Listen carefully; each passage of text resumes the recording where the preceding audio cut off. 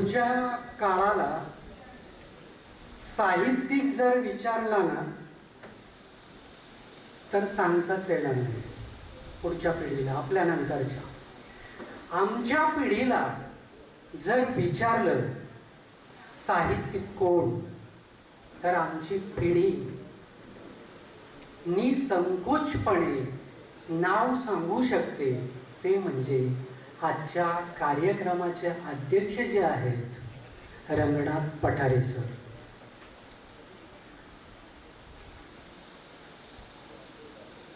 दुसऱ्या बाजूला ज्यांच्या नसा नसात लोकसाहित्य भरलेलं आहे, म्हणजे त्यांची नस नस गाऊन उठते आणि तुम्हाला गाताना पाहताना आम्ही सुद्धा, म्हणजे आमच्या नसा सुद्धा नाचायला लागतात. आजच्या कार्यक्रमाचे प्रमुख पाहुणे गणेश चंदन शिवे सर. आणि गेली 22 वर्ष अध्यापन करतोय आणि त्यामुळे शिक्षण महर्षी या शब्दाची शंका यावी. पण मी नशीबवान असा आहे, ज्या कॉलेजात मी शिकलो त्या कॉलेजची धुरा गोविंद तात्यांच्या हातात आहे. की मी एकदा मित्राला म्हणालो होतो की जर मला, मी प्राध्यापक आहे, 2 कॉल आले असते, एक लासलगाव कॉलेजचा असता आणि एक फर्गुसन कॉलेजचा असता, तरीही मी निसंकोचपणे लासलगाव कॉलेजला गेलो असतो. मी जगात कुठेही गेलो तरी मला माझंच कॉलेज भारी वाटतं सर. मी अजूनही, महेश होळकर इथं आहेत, अजूनही ह्या कॉलेजविषयी, या कॉलेजच्या याच्यातनं बाहेर पडलो नाही. आणि 15 दिवसापूर्वी गुरुने जेव्हा मला बोलवलं आणि कॉलेज फिरवून दाखवलं तेव्हा मला इतका आनंद झाला. म्हणजे तेव्हाही जेवढं कॉलेज होतं तेही मला फार मोठं वाटायचं. पण आज त्या कॉलेजचा एवढा मोठा विकास झाला आणि विकास करणारे तात्या आहेत.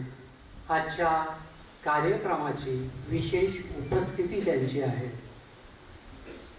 झुंबरलाल भंडारी सर आहेत. आणि प्रशासनात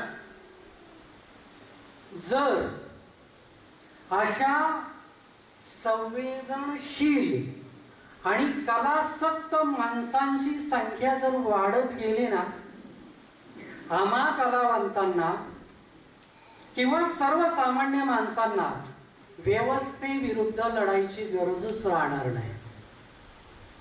आजच्या कार्यक्रमाचे निमंत्रक अप्पर पोलीस अधीक्षक सोमनाथ वाकचौरे सर. खरं तर यांच्यासाठी टाळ्या झाल्या पाहिजे. टाळ्या यासाठी मगाशी त्यांनीच कोर्टचा विषय काढला आणि मला मागच्या मागे असं वाटायला लागलं की काढून टाकावं. पण काही काही माणसं अशी असतात, दिगंबर आहे आणि मी पण आहे, आम्ही कोट घालूनही स्टाईल करूच शकत नाही. तर सोमनाथ वाकचौरे सर, आम्ही कवींनी कितीही सन्मान मिळवले तरी राजकारणी लोकांनी इतकी आणि त्यांच्या कार्यकर्त्यांनी इतकी आमची वोट काही चालत नाही कुठेच.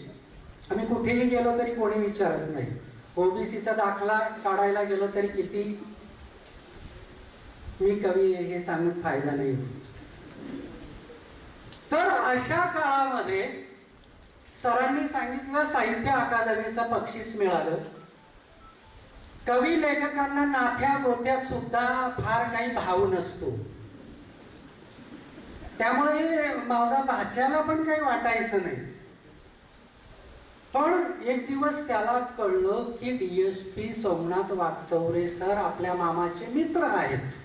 मामा एकदा बोलला होता. आता ह्या भाऊने काय केलं, त्याच्या वावरात पलटी मारत होते ट्रॅक्टर, त्याला मजूर लावलेला होता. आता सोशल मीडिया आल्यामुळे त्याचा वाढदिवस होता. गळ्यात 3-4 तोळ्याची साखळी आणि त्याने तिथे ट्रॅक्टरवर चढून सेल्फी घेतला आणि त्याची साखळी पडली, त्याच्या काही लक्षात आली नाही. त्याने मला फोन केला. तेव्हा मात्र तुम्ही शिर्डीला होते बहुतेक. आणि साहेबांनी 4 माणसं, गाडी, त्याचं गाव रवंद्याच्या जवळ, त्याचं 2 बिघे वावर, 1 एकर वावर, ते मेटल डिटेक्टर त्या 4 माणसांनी शोधलं. त्याची साखळी काही सापडली नाही. साखळी सापडली नाही याचं मला काहीच नाही, पण त्या दिवसापासनं नाथ्या गोथ्यात माझा भाव वाढला.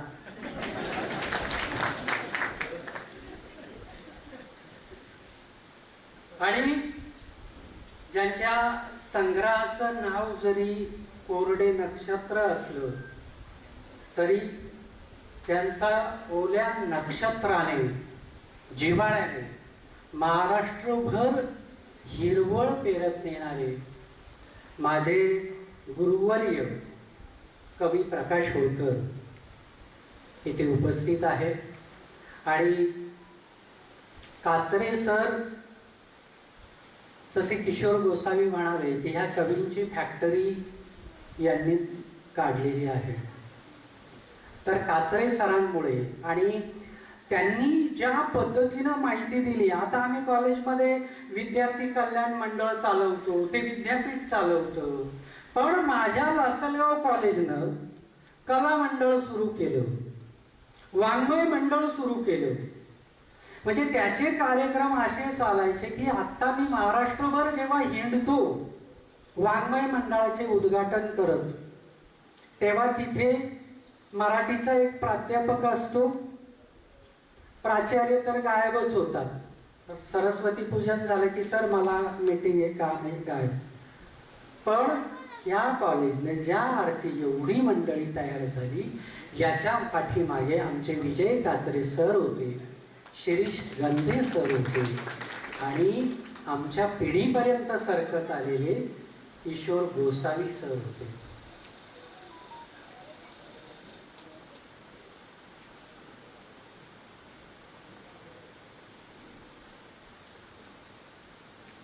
डॉक्टर एकनाथ पगार, ज्यांनी साहित्याचीच बांधिलकी नव्हे तर भाषेची बांधिलकी कशी असावी आम्हाला शिकवली, हा गुण आम्ही त्यांच्याकडनं शिकलो. ते आज इथे उपस्थित आहेत. ज्याच्यानंतर कुणब्याची कविता लिहून कुणब्याचं दुःख आम्हा पोरांना ठळकपणे ज्यांनी समजावून सांगितलं, असे गुरुवर्य लक्ष्मण महाडिक इथे उपस्थित आहे. माझा मित्र प्रशांत केंदळे, विष्णू थोरे आणि समोर इतकी नावं आहेत ना, मी ठरवलं तर होतं खूप काही बोलायचं. कारण स्त्रियांना जसं माहेर असतं ना, तशा भावनिक पुरुषांना सुद्धा माहेर असतं. आणि माझं माहेर हे लासलगाव आहे. त्यामुळे इथे बोलायला मला खूप शब्द सुचणार होते, पण वेळेचा अभाव. दिगंबरच्या आई बाबा, वहिनी आणि दिगंबरसाठी जमा झालेले सगळा गोतावळा आता त्याच्या संग्रहावर आणि त्याच्यावर बोलायचं आहे.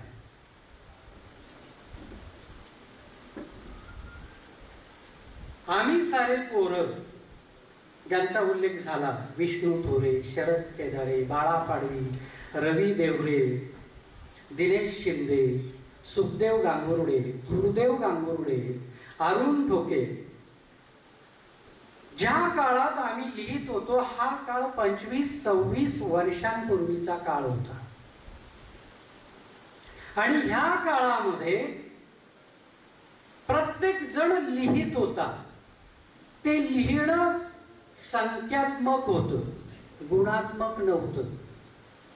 पण आमच्यामध्ये पहिल्यांदा जर सूर सापडला असेल तो दिगंबरला सापडला. आणि त्याला सूर सापडला. पण आज आपण विचार करतोय की एवढ्या वर्षानंतर त्याचा कविता संग्रह येतो आहे. म्हणजे आम्ही कवींनी खरं तर त्याची माफी मागायला हवी. मी तुम्हाला मगाशीच सांगितलं, कवीची वट एवढी तयार होत नाही राजकारण्यांसारखी. जो तो त्याच्या व्यवधानात अडकला, भाकरीच्या प्रश्नात गुंतला, त्यामुळे त्याची कविता येता येता राहिली. पण त्याची कविता ज्या माणसाला समोर आणावीशी वाटली, इथेच दिगंबरच्या कवितेचं यश आहे असं मला वाटतं. की सोमनाथ वाकचौरे सरांनी असा विचार करावा आणि तो संग्रह समोर आणावा. म्हणजे आजचा नांगराचा घाव जो आहे केवळ सोमनाथ वाकचौरे सरांमुळे आलेला आहे.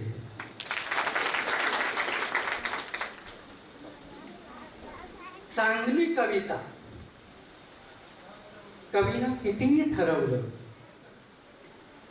तरी त्याच्या वहीत पडून राहत नाही. ती तिचा मार्ग शोधते. आणि दिगंबरची कविता इतकी अस्सल होती की तिने तिचा मार्ग शोधला आणि आज नांगराच्या घावाच्या रूपात ती आपल्या समोर आली.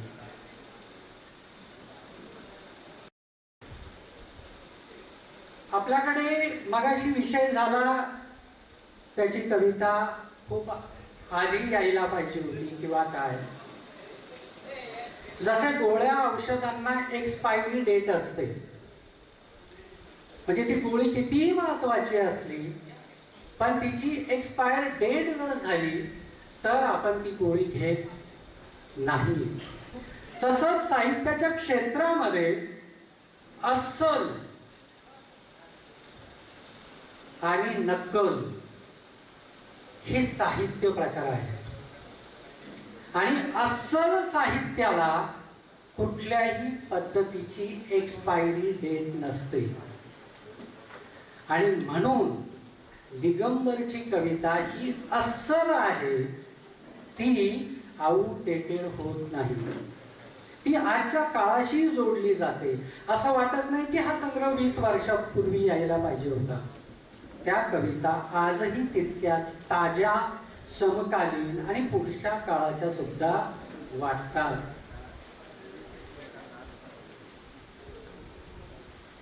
इथे मला जर्मन कवी आहे बर्टोल ब्रेक्ट नावाचा, जो म्हणतो कला वास्तवाला आरशासारखं तोलत नाही.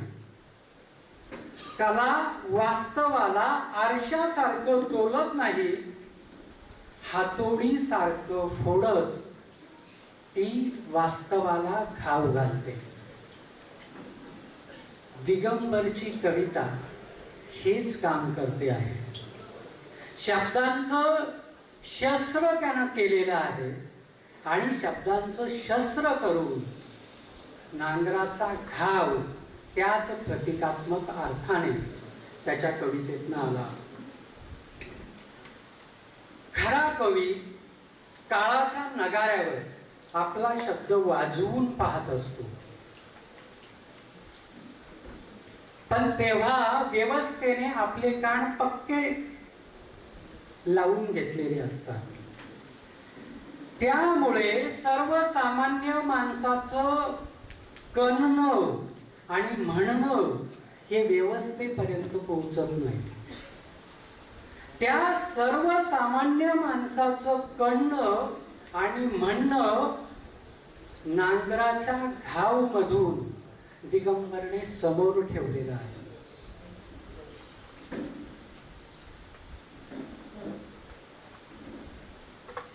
आपण पाहतो भारतीय समाज हा कृषी प्रधान समाज आहे.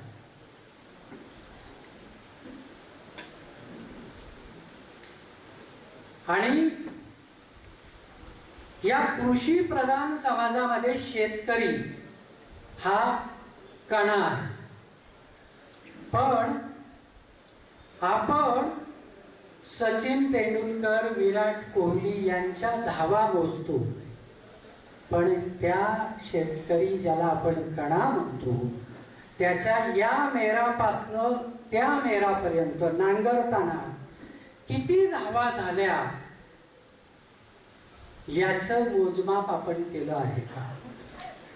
आणि मला वाटतं हाच हिशोब, हेच मोजमाप दिगंबरच्या कवितेनं घेतलेलं आहे आणि जे नांगराच्या घावाच्या रूपानं समोर आलेलं आहे. आणि मला इथे बोलायला संधी दिली आणि गंमत अशी आहे की खरं सांगतो मी, बोलायला जायला मला आवडतच नाही बऱ्यापैकी, लिहायला प्रचंड आवडतं आणि मला टेन्शन पण येतं मी 1 तास बोलू शकेल का. पण त्यापेक्षा बरंही वाटतं की तुम्ही थांबलं पाहिजे कुठेतरी. तर दिगंबरला या नांगराचा घाव या कविता संघासाठी शुभेच्छा देऊन थांबतो. धन्यवाद.